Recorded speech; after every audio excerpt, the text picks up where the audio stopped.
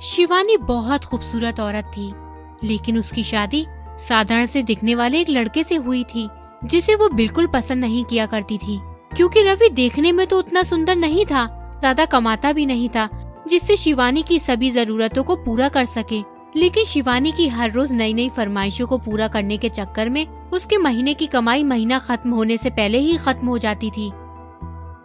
एक दिन की बात है जब शिवानी अपने बेड पर मुंह फुलाकर बैठी हुई थी, तभी वहाँ रवि आता है और उससे बोलता है, शिवानी, तुमने अभी तक नाश्ता नहीं बनाया, मुझे ऑफिस जाना है और तुम अभी तक सो रही हो। रोज रोज इतनी सुबह मुझसे खाना नहीं बनाया जाता। अगर इतनी ही जरूरत है तो एक नौकरानी क्यों नहीं रख लेते? अरे यार, सुबह हुई नहीं कि तुमने जली भुनी बातें करनी शुरू कर दी। तो क्या करूं? सुबह सुबह पैर धोऊं या आरती उतारूं तुम्हारी? इससे ज्यादा अच्छी तरह मुझे बात करनी नहीं आती। रवि समझ गया कि शिवानी को कोई चीज चाहिए थी, क्योंकि जब भी उसे कोई चीज चाहिए होती थी तो वो इसी तरह नाटक करने लगती थी। अच्छा बाबा, ठीक है, मेरी गलती है कि मैंने तुम्हें टोका। बताओ तुम्हें क्या चाहिए? हाँ हाँ, बोल तो ऐसे रहे हो कि तुम मेरे लिए चांद का टुकड़ा भी तोड़ लाओगे। 2 हफ्ते से बोल रही हूँ सोने के हार के लिए, पर तुम्हारे कान पे जूं नहीं रेंगती। अरे यार, सोने का हार बहुत महंगा आएगा और अभी बहुत तंगी चल रही है। मैं तुम्हें फिर कभी दिला दूंगा ना। तो फिर पूछते क्यों हो? क्या चाहिए? आप जाइए यहाँ से, मेरे सर में बहुत दर्द है, मुझे सोने दीजिए। फिर रवि शिवानी को सोने का हार लाकर देता है। तब तक शिवानी की दूसरी फरमाइश तैयार हो जाती है। जो जरूरत रवि पूरी नहीं कर पाता तो शिवानी अपनी अदाओं के जलवों से लोगों को रिझाती और उससे अपना काम निकालती थी। ये शिवानी की अदाओं का ही जलवा था कि वह 1 साल से किराने की दुकान से बिना पैसे दिए ही राशन उठाती थी। एक दिन जब मकान मालिक अपने घर का किराया मांगने आता है तो शिवानी पप्पू से बोलती है, पप्पू भैया, मैं यहाँ से भागी थोड़ी न जा रही हूँ, आपको छोड़कर। I mean आपके मकान को छोड़कर। अरे शिवानी भाभी, भैया मत बोलिए, पू बोलिए ना, अच्छा लगता है। हाँ अच्छा पप्पू जी। अरे शिवानी जी, मैं यहाँ किराया थोड़ी ना मांगने आया था। मैं तो यहाँ से गुजर रहा था तो मैंने सोचा कि शिवानी भाभी से मिलता चलूं। ये सुनकर शिवानी आहें भरती हुई बोलती है, ओहो क्या पप्पू जी, आप भी ना बड़े मतलबी हैं। इधर से गुजर रहे थे तो आ गए। कभी मन बनाकर हमसे मिलने भी आया करिए ना, हमें तो आपका इंतजार रहता है। शिवानी की बातें सुनकर पप्पू फूले नहीं समाता और बिना किराया लिए वहाँ से चला जाता है। एक दिन शिवानी अपनी बालकनी में खड़ी होती है, तभी उसकी नजर राजू पर पड़ती है। अरे यार, क्या लड़का है, कितना हैंडसम और मालदार भी है। एक मेरा पति है, ना तो शक्ल से अच्छा और ना ही पैसे में। मुझे तो ऐसा ही लड़का चाहिए था। मैं इसे किसी भी तरह अपना बनाकर ही रहूंगी। फिर उसी दिन जब राजू बाजार जा रहा होता है, तभी शिवानी आकर उसका रास्ता रोक लेती है। Any problem ma'am? मैम नहीं, शिवानी। शिवानी नाम है मेरा। शिवानी जी, क्या हुआ? आपने मेरा रास्ता क्यों रोका? आहा, तेरे मुंह से मेरा नाम कितना प्यारा लगता है। जी मैं समझा नहीं। बात यह है कि मेरा दिल आ गया है तुम पर और हम शादी करेंगे और साथ में रहेंगे। देखिए, आपको कुछ गलतफहमी हो गई है। मैं पहले से ही शादीशुदा हूँ। तो क्या हुआ? मुझे पता है, मैं भी तो शादीशुदा हूँ। मैं तो अपने पति को डिवोर्स दे दूंगी, क्योंकि पहली बार किसी को देखकर मेरे दिल में घंटी बज गई है। मेरा दिल आ गया है तुम पर। देखिए शिवानी जी, मैं अपनी बीवी से बहुत प्यार करता हूँ।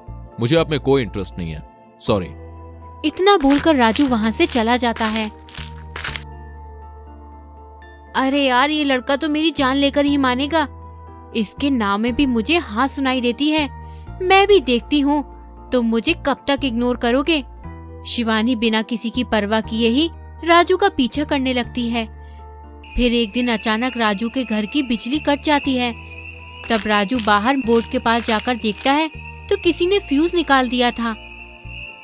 तभी वहाँ शिवानी आकर बोलती है, इसे ढूंढ रहे हो? तुम यहाँ इस समय क्या कर रही हो? बस तुम्हारा दीदार करने के लिए आई थी, तुम मेरे पास आ जाओ। लो इसे मुझे दो। इतनी भी क्या जल्दी है, पहले मैं जो लेने आई हूँ वो तो ले लूं। शिवानी राजू की तरफ बढ़ती है, राजू पीछे हटता है। कब तक बचोगे तुम मेरे प्यार से?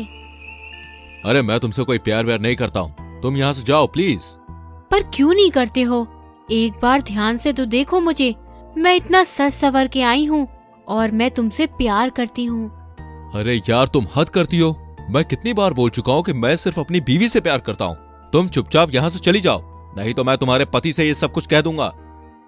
तुम उस नल्ले से क्या कहोगे? मुझे कोई फर्क नहीं पड़ता, बस मुझे तुम मिल जाओ। मैं तुम्हारे बिना नहीं जी सकती। तुम्हें अपनी पत्नी से डर लगता है ना? मैं कल तुम्हारे घर आऊंगी और उसे मैं अपने प्यार के बारे में बताऊंगी। इतना बोलकर शिवानी वहाँ से चली जाती है। अगली सुबह शिवानी राजू के घर आती है, जहाँ राजू शिवानी को देखकर बोलता है, अरे पागल औरत, तुझे एक बात समझ में नहीं आती क्या? तुम मेरे घर तक आ गई हो। राजू की पत्नी माधवी ये सब देखकर एकदम भौचक्की रह जाती है कि आखिर ये सब क्या हो रहा है। ओ जी, ये कौन है? अरे राजू ने तुम्हें बताया नहीं, हम जल्दी ही शादी करने वाले हैं। ये क्या बोल रही है? जी आप मेरे साथ ऐसा नहीं कर सकते। अरे यार तुम थोड़ी देर चुप रहोगी? और तुम शिवानी यहाँ से निकल जाओ, समझी? नहीं तो मैं पुलिस को बुला लूंगा। राजू को गुस्से में देखकर शिवानी वहाँ से चली जाती है। इसी तरह कुछ दिन बीत जाते हैं। रवि को पता चलता है कि शिवानी राजू के पीछे पड़ी हुई है। तभी रवि शिवानी के पास जाता है और बोलता है, शिवानी तुम मेरे पीठ पीछे क्या कर रही हो? पूरी कॉलोनी में तुमने मेरी नाक कटवा के रख दी है। चिल्लाओ मत, तुम्हें अपनी इज्जत की इतनी परवाह है तो मेरी जरूरत क्यों नहीं पूरी करते हो? अरे तुम्हें मैंने कभी किसी चीज की कमी होने कब दी है? अच्छा, तुम्हें मुझसे इतनी ही प्रॉब्लम है तो तुम मुझे डिवोर्स क्यों नहीं दे देते? ये बात सुनकर रवि डर जाता है और वहाँ से चुपचाप चला जाता है। एक दिन शिवानी कहीं अपनी कार से जा रही होती है, तभी वो देखती है कि सामने से माधवी आ रही है। इसी के कारण राजू मेरी तरफ देखता तक नहीं है। आखिर इसमें कौन सी बात है जो मुझ में नहीं है? ये जब तक जिंदा है मेरा प्यार मुझे नहीं मिल सकता। इतना सोचकर शिवानी माधवी के ऊपर कार चला देती है और वहाँ से चली जाती है।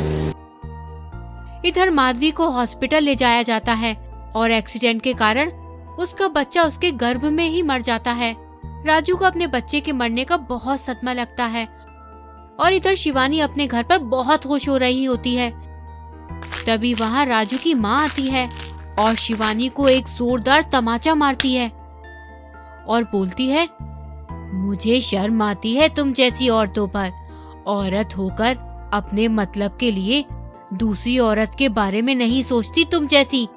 तुमने आज एक माँ को अपने बच्चे से दूर कर दिया और औरत कहलाने का हक भी खो दिया। रवि में क्या कमी है? वो बेचारा तुम्हारी हर खुशी को पूरी करने की कोशिश करता है, पर पता नहीं तुम्हें कितना ज्यादा चाहिए।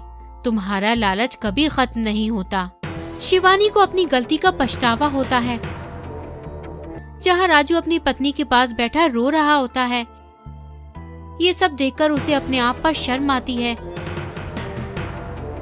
और वो बिना कुछ किसी को बोले अपने पति को लेकर शहर छोड़कर चली जाती है।